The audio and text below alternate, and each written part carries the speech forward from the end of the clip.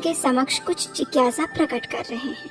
महाराज युधिष्ठिर ने भगवान श्री कृष्ण से कहा, हे केशव, आषाढ़ मास के शुक्ल पक्ष में आने वाली एकादशी का नाम क्या है और इस एकादशी का पालन करने की व्रत विधि क्या है?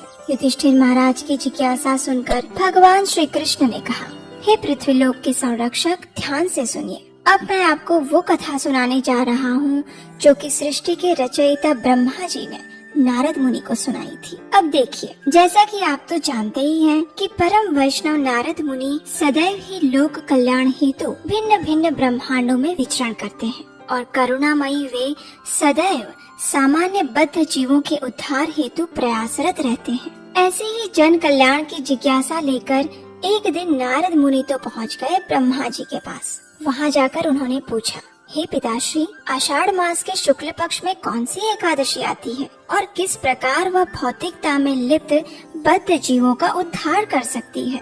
नारद मुनि का प्रश्न सुनकर ब्रह्मा जी ने कहा, हे मेरे प्रिय पुत्र, भगवान श्री हरि की प्रिय एकादशी से अधिक मंगलमय अवसर क्या हो सकता है? जो भी व्यक्ति एकादशी का अनादर करता है वह नरकगामी बनता है। आषाढ़ मास के शुक्ल पक्ष में आने वाली एकादशी को शयनी एकादशी या पद्मा एकादशी के नाम से जाना जाता है।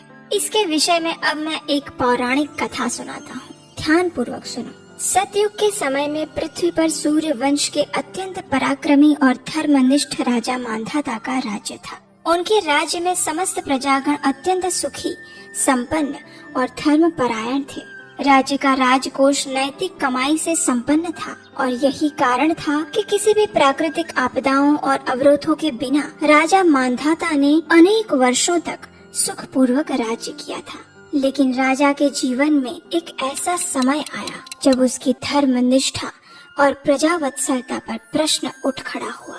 लगातार 3 वर्षों तक राज्य में वर्षा की एक बूंद नहीं गिरी और संपूर्ण राज्य अकाल की आंधी में लिपट गया। इन 3 वर्षों में अन्न और फलों का एक दाना भी नहीं होगा। अब देखिए, ऐसे समय में प्रजा का तो एक ही आश्रय स्थान होता है और वो है राजा। इसलिए सभी प्रजागण राजा मांधाता के पास गए और उनसे प्रार्थना करते हुए कहने लगे, हे राजन, आपने सदैव हमारे हित के लिए विचार किया है। कृपया वर्षा और अन्न के अभाव की इस विषम स्थिति में भी हमारी